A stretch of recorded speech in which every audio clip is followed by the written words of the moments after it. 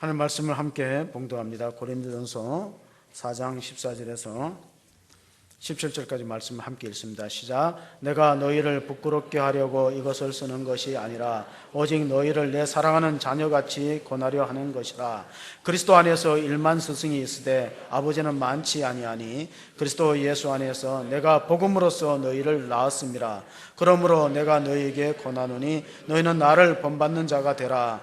이로 말미암아 내가 주 안에서 내 사랑하고 신실한 아들 디모데를 너희에게 보내었으니 그가 너희로 하여금 그리스도 예수 안에서 나의 행사 곧 내가 각 교회에서 가르치는 것을 생각나게 하리라. 아멘.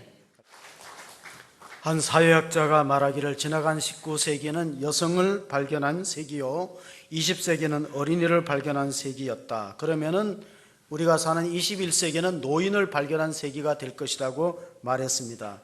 우리나라가 급속히 고령화 사회로 접어들었다는 것은 우리가 모두 공감하고 있는 사실입니다. 어느 정도로 실감할 수 있느냐? 20년 동안 통계를 내었어요. 지나간 20년 동안에 우리 인구가 노령화되는 속도는 19세 이하의 젊은이들이 10년 동안에 200만이 감소했다는 통계가 나왔어요. 이런 추세라면은 10년 동안에 200만이 줄었다면은 앞으로 이제 계속해서 시간이 거듭됨에 따라서 많은 우리 인구 피라미드의 형상이 과거에는 노인이 적고 젊은이가 많은 피라미드형, 삼각형이라면 앞으로는 역삼각형이다.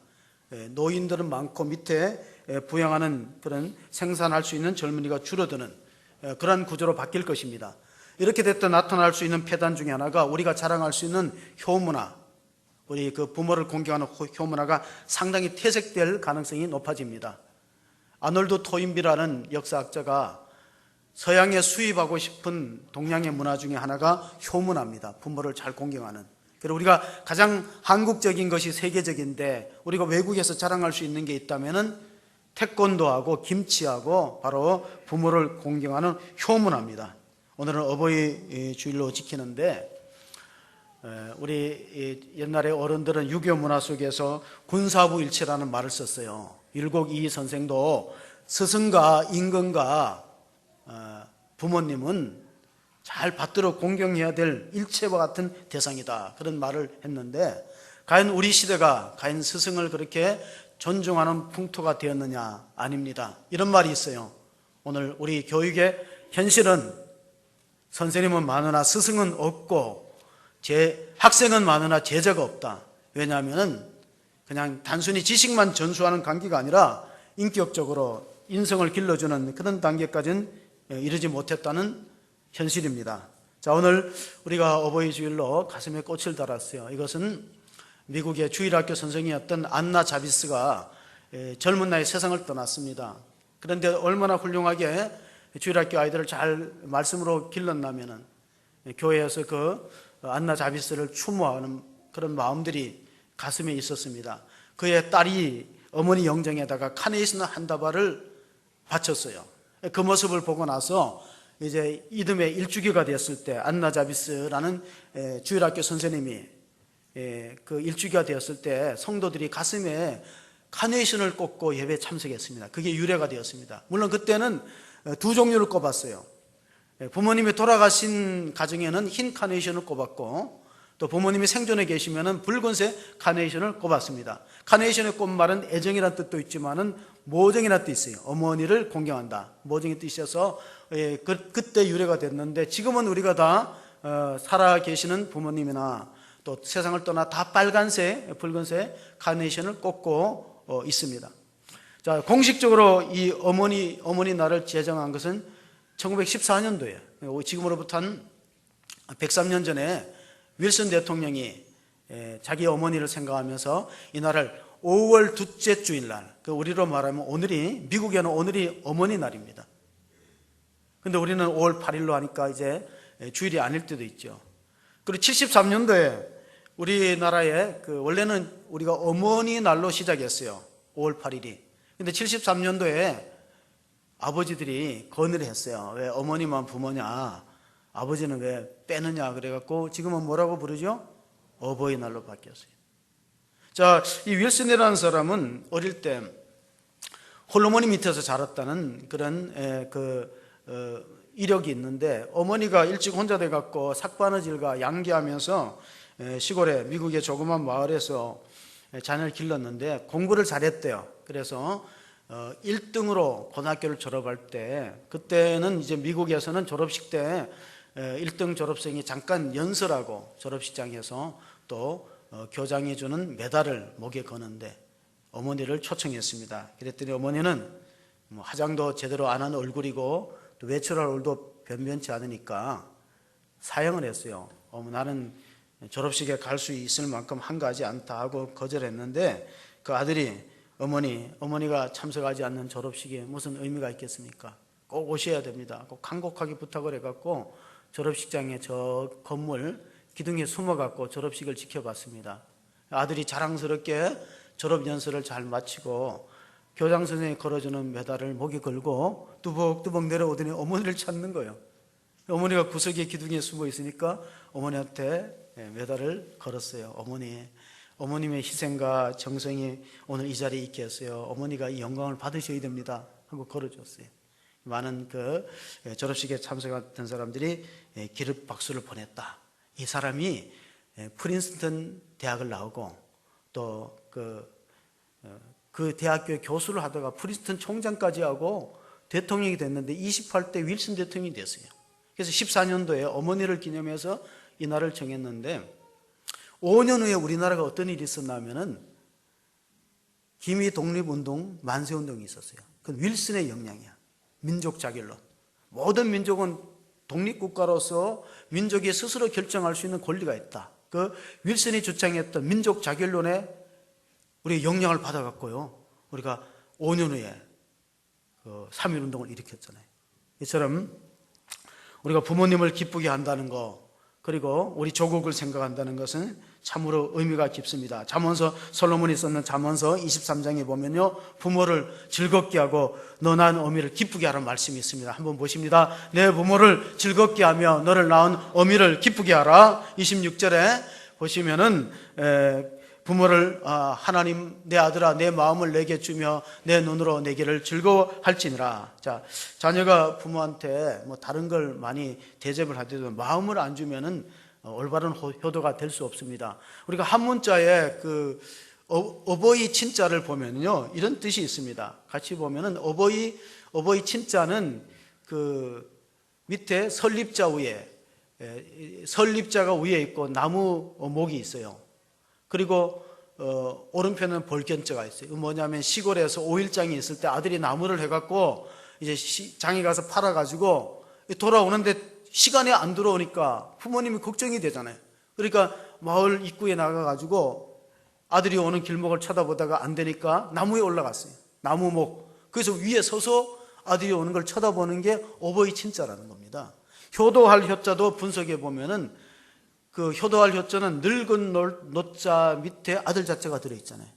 그러니까 이제 나이 드신 그 부모님을 아들이 이제 나무를 다 해갖고 팔아가지고 빈지게를 지고 오다가 자기를 마중하기 위해서 동구 밖으로 나온 부모님 다리가 아프니까 여기 올라오세요 하고 태우고 가는 형상으로 만들어졌다는 것. 그게 효도할 효자라는 뜻입니다. 저기 청와대 옆에 가면 효자동이 있어요. 효자동이 생기게 된 유래가 옛날에 어떤 노인이 손주를 그렇게 사랑하고 귀여워했대요. 부모님 곁에 안 자고 할아버지가 품고 그 손주를 데리고 태어난 지 얼마 안 되는 그 손주를 데리고 너무 아끼고 사랑하고 해서 자기 옆에 재우다가 낮잠을 자다가 실수해서 몸을 뒤척이다가 아이를 위에 덮쳐서 아이가 그만 질식이 돼버린 거예요. 깨보니까 그렇게 애지중지하던 손자가 숨을 안 쉬는 거예요.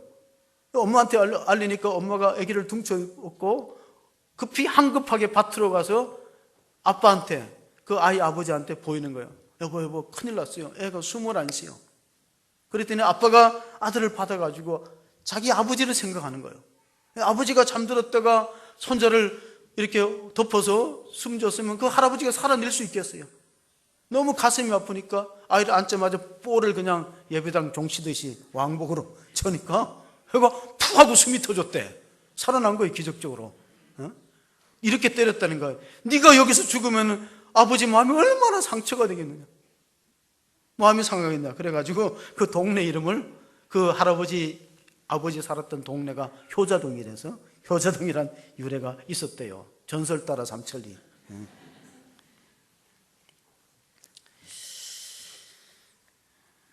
우리나라에서 지금 이런 말이 있어요. 왜 우리는 존경할 만한 교회 지도자가 없느냐, 훌륭한 목사가 없느냐. 그 부모 책임이에요. 부모. 왜냐하면 제가 어릴 때 이랬어요. 저는 대학교 다닐 때 우리 때는 수능 교사가 아니고 예비고사였어요. 예비고사인데 어느 집에서 형제가 있는데 공부를 잘하는 형제와 못하는 형제가 있어요. 근데 대부분의 부모가 그래요. 공부를 잘하고 막 서울대 가는 실력이 있는 아들이 있으면 그 아들이 신학교 간다면 말립니다. 신학교 가면 뭐라고 말리냐면, 야 아슬아, 너 말고도 그런 일을 할 사람 있다 말려요. 근데 만약에 예비고사가 떨어진 아들이 간다 그러면 가라 그래. 그래서 훌륭한 목사가 없다는 거예요. 우리 책임 아니에요? 저 자신부터 그래요. 저도 좀 그런 축에 속해요. 회개합니다.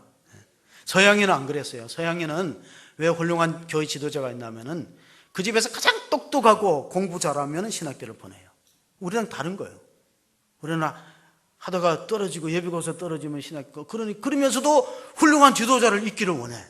그게 우리의 마음이 이게 바로 되지 못했다는 것을 뜻하고 있어요. 자, 고린도 교회는 어떤가? 고린도전서 오늘 본문이 시작되는 4장 14절 15절을 같이 읽어보겠습니다. 내가 너희를 부끄럽게 하려고 이것을 쓰는 것이 아니라 오직 너희를 내 사랑하는 자녀같이 권하려 하는 것이라. 그리스도 안에서 1만 스승이 있을 때 아버지는 많지 아니하니 그리스도 예수 안에서 내가 복음으로써 너희를 낳았음이라.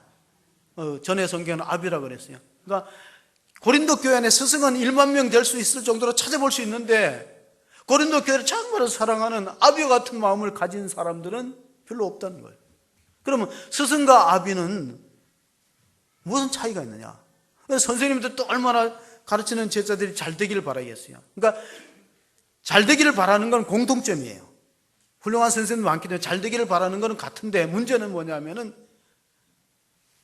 스승은 한계가 있어요. 스승은 가르치고 지시는 하지만은 희생하는 데 한계가 있어요. 그게 스승의 한계예요. 그러나 부모는 안 그래요. 아버지는 안 그래요. 아버지는 자신을 잘 되기 위해서 희생하고 수고하기 때문에. 마틴 루터는, 종교개혁자 마틴 루터는 이런 말을 했어요. 부모는 하나님이 이 땅에 보낸 대리자다. 탈무드에는 신은 모든 곳에 계실 수 없기 때문에 어머니를 보내셨다. 이 부모는 하나님의 대리자예요. 왜냐하면 생명을 부모를 통해서 우리가 이 땅에 부여받은 거예요. 생명의 수여자이기 때문에 예기에는 동양의 고전 가운데 예기에는 이런 말이 적혀 있어요. 16글자인데 신체발부 수지부모, 신체발부 수지부모, 불감해상 호지시야. 이 뭐냐? 신체는 부모님으로부터 받은 고귀한 것이니까 이거를 훼손하고 망가뜨리는 것은 이거는 불효가 되고 모든 그 효도의 시체는 부모님이 주신 신체가 아니고 신체를 많이 헷갈립니다. 신체를 잘 보존하는 것이 자녀의 도리라는 거예요. 그래서 뭐냐면은 부모보다 일찍 죽는 게 불효라는 거예요. 부모가 돌아가시면 산에다 묻지만은 자식이 돌아가면 가슴에 묻잖아요. 세월호가 자꾸 이렇게 미수습 유해를 찾는 그 부모의 심정을 우리가 이해할 수 있잖아요. 얼마나 안타깝겠어요. 몽골의 징기스칸이 세계를 정복했지만은 그는 이런 말을 어록을 남겼어요. 징기스칸이 남긴 어록 가운데는 이런 어록이 있습니다. 집안이 안 좋다고 탓하지 말라. 나는 9살에 부모가 돌아가시고 고향에서도 쫓겨났다. 나라가 적다고 탓하지 말라. 우리는 우리 인구의 1000배를 대적해서 싸워서 세계를 정복했다. 못 배웠다고 원망하지 말라. 나는 글을 모르지만 다른 사람의 말에 귀를 기울임으로 경청함으로 세계를 정복했다. 왜 그렇게 원망과 불평이 많아요? 징기스칸이 죽었을 때 몽골의 풍습은 뭐냐면은 훌륭한 지도자는 무덤을 비밀로 해야 돼요. 그게 몽골의 풍습입니다. 그래서 징기스칸의 관을 가지고 병사들이, 신하들이 가지고 와서 실어가지고 사막모래에 묻었어요. 묻고 병사를 다 죽입니다. 위치를 아는 사람은 다 죽여버려요. 그리고 말을 풀어가지고 징기스칸이 묻어놓은 그 모래 위에다가 나무를 꼽아갖고 말을 풀어서 다집니다. 말이 막 수없이 밟아갖고 다지고 막대기를 빼버리면 이제 아무도 그 무덤의 위치를 찾을 수가 없어요. 마지막으로 무덤을 확인하는 방법은 낙타의 모성애를 이용합니다. 낙타를 새끼를 죽여요. 보는 데서, 그 무덤에서. 그리고 1년 후에 오면은 아무도 그 무덤을 못 찾는데 어미 낙타가 찾습니다. 뚜벅뚜벅 걸어와서 자기 새끼가 죽은 곳에서 슬피 울면서 멈춰요. 거기가 징기스칸의 무덤이에요.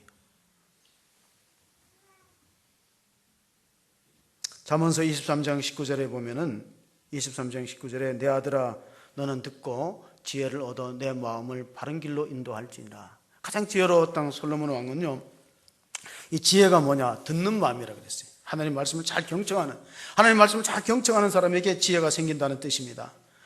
솔로몬은 왕이 되기 전에 기브온 산당에서 1,000번제를 드리면서 지혜를 구했어요. 부귀영화를 우리가 꿈꾸는데 우리나라 사람들이 가장 좋아하는 영화가 부귀영화래요. 보고 싶은 영화가. 그런데 징기스칸이 그 지혜를 구해서 하나님께서 기뻐하셔서 지혜도 주고 부귀영화는 보너스의 축복으로 줬습니다. 너가 원수 멸하는 것도 구하지 않고 자기가 오래 사는 장수도 구하지 않고 부귀를 구하지 않고 하나님 백성을 잘 다스리는 영적 분별력 지혜를 구했으니까 내가 나머지는 다 보너스 축복으로 주겠다고 주셨어요. 그 예가 뭐냐면 열왕기 하 3장에 나옵니다. 어떤 여인이 함께 한 집에 합숙을 합니다. 그러다가 3일 간격으로 아기를 낳았는데 한 어머니가 자기 아기가 죽으니까 죽은 아기를 다른 사람한테, 다른 여인한테 품에 안기고 빼앗아 갖고 자기 아기인 것처럼 잠을 들어 깨어났을 때, 자, 이 솔로몬이 판결을 합니다. 어떻게 판결하냐면은 이렇게 판결했습니다. 시작. 그 산 아들의 어머니 되는 여자가 그 아들을 위하여 마음이 불붙는 것 같아서 왕께 아뢰어 청하건대 내 주여 산 어미를 그에게 주시고 아무토록 죽이지 마옵소서 하되 다른 여자는 말하기를 내 것도 되게 말고 내 것도 되게 말고 나누게 하라 하는지라.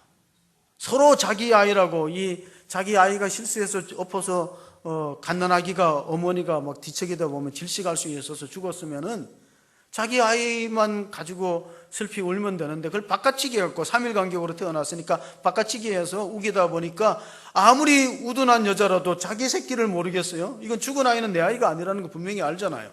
그러니까 이건 내 아이가 아니고 진짜 내 아이는 저기라. 그러니까 이미 밤중에 바꿔치기 해서 포대기 안고 안 주는 거예요. 안 줘갖고 솔로몬 앞에 재판하니까 솔로몬이 신하를 보내갖고 칼을 가져오라 그랬어요. 큰 칼을 가져오니까 공평하게 반으로 가르자. 그 내용에 친어머니가 그렇게 하지 말자는 거예요. 저 여인에게 내가 안 뺏어갈 테니까 저 여인의 자녀를 주라는 거예요. 그래서 솔로몬이 판결을 했어요. 저 여자 아기를 뺏어서 이 여자에게 주라. 이 여자가 진짜 엄마다. 교회를 사랑하는지 안 하는지는 교회가 문제가 생겨보면 알아요. 교회를 나누더라도 자기 주장을 안 굽히는 사람이 있어요. 교회가 쪼개지든 말든 내가 주장하는 게 돼야지, 내 의견이 관철돼야지, 그런 사람이 있어요. 잘 양보하는 사람이 있어요. 미국의 청교도들이 아메리칸 대륙에서 메이플라워라는 5월의 꽃이라는 배를 타고 와갖고 102명이 왔어요. 그래서 미국의 엠파이어 스테이트 빌딩은 자기 조상들을 숫자를 기념하기 위해서 102명이 아메리카 신도력에 도착했기 때문에 102층으로 만들어졌다, 지어졌다는 유래가 있는데 먼저 하나님의 집 성전을 지었어요. 그리고 나서 아이들을 가르칠 학교를 지었어요. 그 학교가 지금은 다 명문대학이 돼, 하버드 대학, 프린스턴, 예일 대학이 돼. 성경을 가르쳤던 곳이. 맨 나중에 자기 집을 지었어요. 그때 있었던 일인데 그들은 얼마나 청교도 신앙으로 철저하게 복음적이었냐면 한 처녀가 아기를 뵀어요. 그랬더니 동네 사람들이 수군거리면서 결혼도 하기 전에 아기를 뵀다고 배척을 하니까 아버지가 그 애기 아빠가 누구냐고 막 다그쳤더니까 그 검은 옷을 입고 이 동네에서 그 부식도 사나르고 또 이렇게 수도원에서 봉사하는 젊은 그 수도사가 범인이라고 지명을 해줬어요. 그 수도사는 결국은 동네에서 매를 맞고 감옥에 들어가게 됩니다. 한마디 변명도 못하고 시큰 두드려 맞고 감옥에 들어가서 갇혀 있는데 제대로 먹지도 못하고 영양실조와 감옥에서 얼마 못 견디다가 죽었어요. 죽고 나중에 염을 하려고 해보니까 여성이었어요. 여성이 남장을 했어요. 수도사에서 식당에 봉사하기 위해서. 한 처녀의 악기를 살려주기 위해서 자기가 희생하고 모든 책임을 지고 갔던 것입니다. 교회 공동체도 그렇고 가정도 그래요. 진짜로 사랑하는 사람은 나누어지기를 원하지 않고 쪼개지기를 원하지 않고 분열되기를 원하지 않습니다. 자기를 포기합니다. 스승과 부모의 차이가 뭐냐? 교회 안에는 스승이 많으면 안 됩니다. 스승은 자꾸 가르치고 지도하려고 그래요. 그런데 부모는 달라요. 내가 책임을 지고 희생하려는 게 부모예요. 그러니까 고린도 교회는 1만 명의 스승이 있었다는 거예요. 그러면 남 가르치기 좋아하고 지시하기 좋아하는 사람 많지만 정말 그 문제를 끌어안고 그 원인이 내게 있다고 아비의 마음을 가지고 교회를 섬기는 사람이 너무 없었더라. 그게 바울의 심정이었습니다. 여러분, 부모는 자녀와 생명의 관계도 있지만 상속의 관계가 있어요. 스승은 상속의 관계가 없어요. 가령 어떤 애가 친구 집에 거기 영철이네 집이죠 하고 전화를 했는데 아버지가 받았어요. 아버지가 이렇게 받으면 안 되죠. 이거 영철이 집 아니다. 내 집이다. 응? 그런 부모 없잖아요. 영철이네 집이냐 하면은 그래 여기 영철이네 집이잖아요. 소유주는 아버지로 돼 있지만은 그럼 아버지는 이거는 자기 자녀의 같은 집이에요. 그게 스승과 아비의 차이예요. 우리는 부족하고 허물이 많지만 누구의 자녀예요? 하나님의 자녀니까 우리가 무엇을 물려받냐면 천국의 집을 물려받아요. 영생의 상속권이 있는 걸 믿으시기 바랍니다. 탕자의 비유를 보면요, 둘째 아들이 아버지 재산을 가지고 다 멀리 객지에 나와서 호랑방탕 되고 거지가 돼도 아버지가 막 와서 맞아주고 막 새 옷을 입히고 신발을 신기잖아요. 북한에서 월남에 온 어느 권사님이요, 결혼을 안 하고 재혼 안 하고 한 아들을 잘 키웠어요. 키워가지고 이제 결혼했는데 빌딩을 크게 갖고 있는데 자꾸 사업한다고 그걸 달라 그러는 거예요. 그럼 목사님이 주지 말라 그랬거든요. 아니 내가 보니까 그 아들 주면은 그 빌딩 날리고 사업이 안 될 것 같은데 권사님 왜 주려고 그러니까 아유 안 된다고. 외아들로 커가지고 그 집이 얼마 센지 줘야 된다고. 요즘은 그런 말이 있어요. 부모 재산을 보고 자꾸 쫄라갖고 안 주면 맞아 죽고 반만 주면 쫄래 죽고 다 줘버리면 굶어 죽는다는 말이. 그래 줬어. 그런데 아니도 않을까 사업을 망했어요. 그런데 그 권사님은 그래도 후회가 없대. 왜 그러냐니까 그동안은 제가 나를 빌딩 주인으로 알지 어머니로 안 여기다가 말아먹고 이게 실패하니까 진짜 어머니가 되는 거예요. 그러니까 수업료죠, 수업료. 비싼 수업료. 여러분, 우리가 하나님 믿으면서도 정말 값비싼 수업료를 지불할 때가 있는데 오늘 고린도 교회를 보면요, 네 패로 갈라진 것을 우리가 볼 수 있습니다. 고린도 1장 11절 12절을 보면요, 내 형제들아 근로의 지편으로 너에게 대한 말이 내게 들리니 곧 너희 가운데 분쟁이 있다는 것이라. 같이 보겠습니다. 내가 이것을 말하거니와 너희가 각각 이르되 나는 바울에게, 나는 아볼레에게, 나는 게바에게, 나는 그리스도에게 속한 자라 한다는 것이니. 고린도 교회 초대교회는 가장 이상적인 교회라고 생각하는데요, 지구상에는 이상적인 교회 없어요. 만약에 지구상에 이상적인 교회가 있고 완벽한 교회가 있다면요, 우린 그거 들어가면 안 돼요. 왜냐하면 우리가 완벽하지 않으니까 깨져요, 그 공동체 완벽이. 그러니까 우리 자꾸 완벽한 교회를, 좋은 교회를 원하는데 그러면 우리 스스로 한번 질문해 봐야 돼. 나는 과연 좋은 성도인가? 나는 과연 좋은 전도자인가? 나는 교회 부흥에 대해서 얼마만큼 역할을 감당하고 있는가? 그걸 잘 생각해 보셔야 돼요. 제가 1층에 주일학교에 잠깐 예배 참석하니까 주일학교 아이들이 어버이 주일을 위해서 동영상을 만들었는데 여러분 꼭 오후 예배 참석해서 그거 보세요. 제가 좀 가슴이 웅크한 장면이 있었는데, 우리 집사님 가운데 자녀가 4명이 있어요. 누군지는 아실 텐데, 자녀가 4명인데, 그 식사를 이제 4명 아이들하고 식사하면 잘 못하잖아요.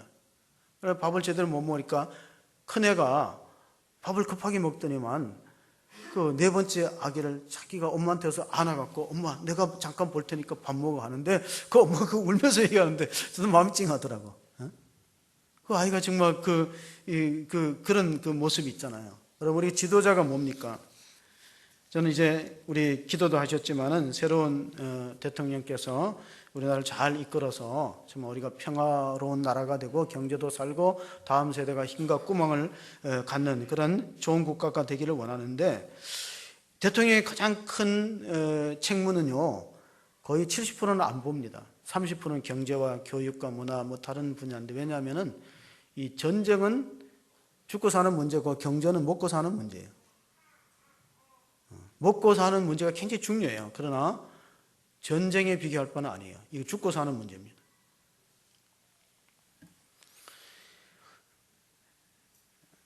에베소서 4장에 보면은 교회 공동체, 가정 공동체, 국가 공동체에 가장 중요한 것은 하나됨을 힘쓰는 거예요. 에베소 4장 3절 한번 읽어보겠습니다. 평안에 매는 줄로 성령이 하나 되게 한 것을 힘써 지키라.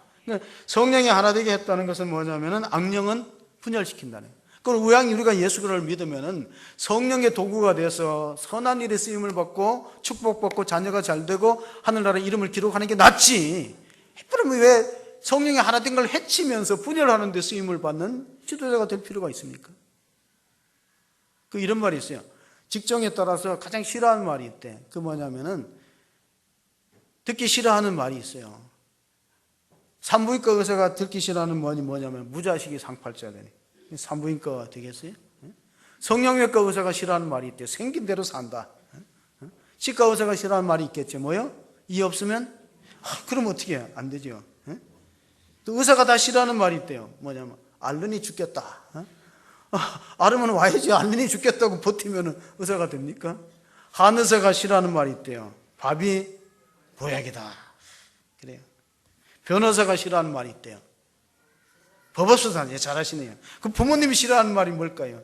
한번 찾아가 뵐게요. 언제 오겠다는 거야? 목사가 싫어하는 말이 있어요. 저 설교 10년 전에 들었는데, 기억력이 좋아. 어버이 주일날은요, 이 설교가 항상 반복돼요. 해 아래 새 것이 없나니. 얼마나 힘썼겠어요.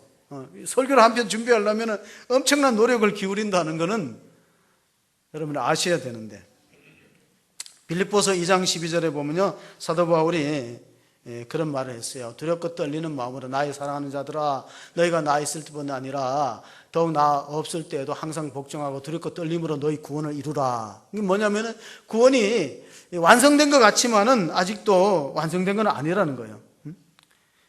어떤 그 대통령이 교회 나가는 교회가 있었어요. 프랭클린 루즈벨트 대통령은 굉장히 존경받는 대통령인데, 한 번은 그 출석하는 교회에 사무원이 전화를 받았어요. 내일 주일날에 대통령이 각하께서 예배에 참석하냐고. 왜 물어보냐니까 해외 순방한다는 얘기가 들려갖고 대통령이 내일 주일날 나오는지 전화를 걸어봤다. 그래서 그 사무원이 지혜롭게 대답했어요. 각하가 나오는지는 잘 모르는데 하나님은 오십니다. 그럼 누굴 만나라고 예배를 드리는 거예요? 여러분, 이 예배의 자리가 얼마나 중요한데 누굴 만나려고 예배를 드리는 거예요? 왜 예배를 드려도 하나님 체험하지 못할까? 미국의 목회자 에이든 토저는 이렇게 말했어요. 교회를 다녀도 예배를 드려도 하나님을 못 만나는 사람의 특징이 있다는 거예요. 하나님이 삶의 목적이 아니고 수단이 된 사람은 절대 못 만나는데, 하나님이 내 인생의 목적이 되지 못하고 수단으로 여기는 사람은 절대 하나님이 안 만나준다는 거예요. 왜? 하나님은 이용당하실 분이 아니에요. 오늘 목적이 뭐냐? 나 같은 죄인을 살려서 주님이 십자가에 못 박히 피 흘려서 나를 건져줬으니 내가 살아도 주를 위해 살고 죽어도 주를 위해 죽나니 사나 죽으나 주의 것이다는 그런 감격을 가지고 나오느냐? 아니면 억지로 안 나오면 좀 한 주간이 좀 불안하다, 그래서 나오느냐? 잘 돌아보셔야 됩니다. 요즘엔 다 운동하고 조깅하고 제가 이렇게 운전해서 오다 보면 산책하는 사람도 많아요. 근데 어떤 아버지가 아들하고 아침에 뛰었대요. 산책하고 뛰다 보니까 지나가는 마주오는 사람들이 다 웃는 거예요. 자기한테 뭐 이상하나, 옷차림이 이상하나 보니까 이상하지 않아요. 왜 나를 보고 웃나, 미쳤나. 이랬대 보니까 또 아들이 또 앞에 섰는데도 자꾸 웃는 거예요. 그 아들 보고 야, 내 뭐 이상한 데 있냐 그러니까 아버지 괜찮은데. 자기가 이렇게 보니까 이유를 알았어요. 열심히 뛰는데 신발이 짝짝인 거예요. 하나는 빨간색, 하나는 흰색을 신고 막 뛰니까 사람들이 요즘엔 뭐 그렇지만 옛날에 그 우스꽝스러워서 웃었는데 이제 알았어요. 아들 보고 창피하니까 빨리 가서 그 내 신발 좀 가지고 오라. 아빠가 이 운동하는데 아들이 헐레벌떡 가지고 와서 신발을 가져오는 게 아니라 그냥 도착해서 아버지 소용없어요. 집에 것도 짝짝이에요. 맹꽁이. 그러니까 부모가 융통성이 없으면요 자식이 융통성이 없어. 그 뜻이요. 부전자전. 어떤 애는 학교 갔다 와서 엄마한테 일러 바쳤어요. 엄마 나 오늘 하지도 않은 일 때문에 선생님한테 야단 맞았다. 선생님이 엄마가 또 화나잖아요. 뭐 아무 안 했는데 왜 그러면 되냐고. 내가 내일 선생님 만나서 얘기를 해야 되겠다. 아무것도 안 했는데 왜 야단을 맞냐 그랬더니 아무것도 안 한 게 뭐냐 그랬더니 숙제를 안 했대. 그럼 야단 맞아야지. 혼나야지. 저도 3년 있으면은 이제 지공선사가 돼요. 지공선사가 뭔지 아시죠? 모르세요?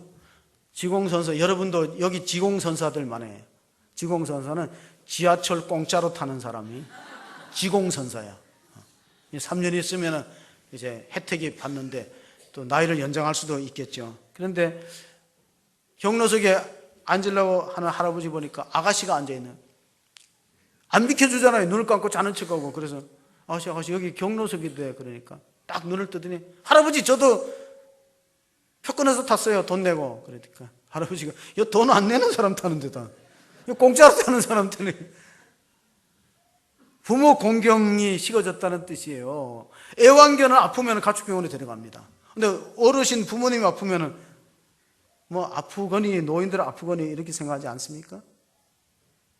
우리의 속담에 10손가락 깨물어 안 아픈 손가락 없다는데 독일에는 이런 속담이 있어요. 한 부모는 10자녀를 키우는데 10자녀는 한 부모를 잘못 모신다. 칼빈이 한 중요한 말입니다. 하나님을 아버지로 받드는 사람은 교회를 어머니로 모셔야 돼요. 과연 우리가 교회를 그 정도로 생각하고 있습니까? 교회를 혹시 하찮게는 여기지 않습니까? 어떤 시어머니가 김치를 해갖고 아들 집에 아파트에 올라갔더니 아파트 문이 조금 열려 있어요. 그래서 들어가 보니까 소파에서 소리가 나오는 거예요. 그 아들하고 며느리하고 얘기를 하는 거예요. 며느리가 당신이 이 세상에 가장 사랑하는 사람이 누구야? 그러니까 자기지. 자기 부인을 두고 자기가 세상에 가장 사랑하는 대상이지. 그럼 둘째는 누구야? 그게 우리 아이들이지. 셋째는 누구냐니까 장인 장모지. 넷째는 누구냐니까 우리 집에 키우는 강아지지. 다섯째는 누구냐 그러니까 머뭇거리면서 그제서야 우리 엄마지. 그런 거야. 다 시어머니 다 들었잖아요. 그래 김치를 들고 현관에 들어가려다가 살그머니 나와서 경비실에 맡기면서 메모를 썼어요. 1번아 받아 먹어라. 1번은 누구예요? 며느리지. 5번은 간다. 1번 받아 먹어라. 5번은 간다. 있을 수 있잖아요. 이게 오늘 우리의 모습입니다. 우리나라 초대 과학기술처 장관, 우리나라 과학기술처 장관을 했어요. 초대는 아니지만은 정근모 박사님은 대학교 총장도 하셨어요. 용인 쪽인가? 어느 대학교 총장도 하시고 또 성결교회 장로님이신데요. 얼마나 공부를 잘했냐면은 경기고등학교 들어갔을 때 얼마 안 있다가 서울대로 바로 들어가고 또 미국에 가서 박사학위를 받고 있었는데 그분이 간증집을 하나 썼어요. 나는 위대한 과학자이기보다가 신실한 크리스찬이 되고 싶다는 거기에 이런 내용이 있어요. 학교 다닐 때 중학교 고등학교 다닐 때 친한 김재익이라는 사람이 경제학 박사가 돼갖고 대통령 경제수석 보좌관이 되어서 꼭 전도를 하려고 애를 쓰다가 기회를 놓쳤습니다. 그리고 이제 자신은 이제 중국에 원자력 회의 때문에 가고 그리고 이 김재기란 친구 그 경제보좌관은 동남아 순방길에 올라갔고 결국은 전도기회를 놓쳤어요. 전도를 해야지 하다가 놓쳤는데 중국에 가서 소식을 들었어요. 버마 아웅산의 폭탄 테러로 많은 강요들이 죽었는데 그 죽은 자의 명단에 자기 친구 김재익 박사의 이름이 있어요. 그래서 거기서 땅을 치면서 자기 일생에 그렇게 통곡하면서 후회한 게 없대요. 내가 내 사랑하는 친구를 구원을 못했구나. 복음을 전했어야 되는데. 여러분, 오늘 우리가 어버이 주일을 맞이하면서 이 사도 바울이 자기 마지막 16절, 17절에 믿음의 아들 디모데를 소개합니다. 한 사람의 크리스찬이 되기 위해서는 누군가가 신실한 크리스찬을 만나면은 그 사람을 통해서 거듭나게 되고 예수를 믿게 되는 거예요. 그 역할을 사도 바울은 자기의 믿음의 아들 디모데를 통해서 이루었고, 갈라디아서 4장 19절에 보면은 이런 말씀을 주셨습니다. 같이 한번 보겠습니다. 갈라디아서 나의 자녀들과 너희 속에 그리스도의 형상을 이루기까지 다시 너희를 위하여 해산하는 수고를 하노니. 자, 선생님은 나아진 생명을 가르쳐요. 그러나 부모는 생명을 낳기 위해서 해산의 수고를 해야 되기 때문에 중국의 장개석은 자기 생일상을 거절했대. 왜 그러냐니 내가 태어나는 날은 어머니가 나를 위해서 피 흘리고 고생한 날인데, 고난을 당한 날인데 내가 이렇게 좋은 대접을 받아야 되겠느냐. 오늘날에 자녀들이 적게 나와서 갖고 교실이 비어가고 있어요. 시골의 교실들은 폐교가 돼요. 근데 이건 교실에만 문제가 아니에요. 교회에도 미칩니다. 교회 성장의 세 가지를 신학교에서는 이렇게 가르칩니다. 트랜스포메이션 그로스, 이동 성장. 두 번째, 내추럴 그로스, 자연 성장. 세 번째, 컨버전 그로스, 핵심 성장. 교회가 성장하는 루트는 세 가지야. 하나는 도시화가 되면서 신도시가 되면서 이동해서 들어오는 거예요. 가장 많은 교회 성장이 이동 성장입니다.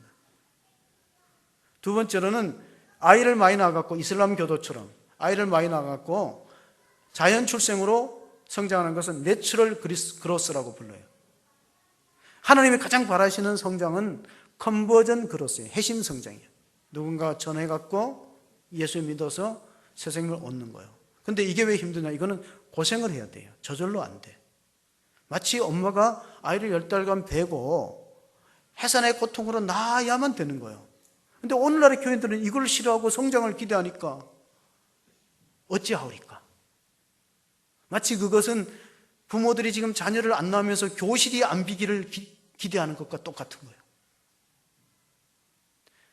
사랑하는 자녀들아, 내가 너희 안에 그리스도의 형상이 이루어지기까지 해산한 수고를, 아이를 10달간 베고 불편하고 해산한 수고를 해야만 새 생명을 얻을 수 있는데, 하나님이 바라는 것은 핵심 성장이죠. 왜냐하면 이동 성장이라는 건 하나님이 볼 때는 주머니 돈이 쌈짓돈과 같은 거, 여기 있다 저기 가는 거예요. 근데 큰 교회는 그렇게 해서 성장합니다. 지금 작은 교회가 어려워지면서 큰 교회는 자꾸 흡수가 돼서 커져요. 마치 슈퍼마켓이 무너지면서 대형 마트가 점점 몰리는 것과 똑같은 현상이 교회 안에 이루어지고 있어요. 그럼 중소형 교회가 힘써야 될 게 뭐냐? 아기도 많이 안 나요. 그건 바로 복음을 전하는 일에, 영적인 아버지가 되는 일에. 스승은 가르치려고 드는 사람이지만은 부모는 희생하는 사람. 정말 내가 한 생명을 낳기 위해서 어떤 희생을 감당해야 될까? 그것을 생각하는 영적인 아비로서 하나님, 우리는 고린도 교회에 1만 스승이 있었지만은 아버지는 없다는 사도 바울의 탄식을 생각하면서 우리는 정말 스승도 귀하지요.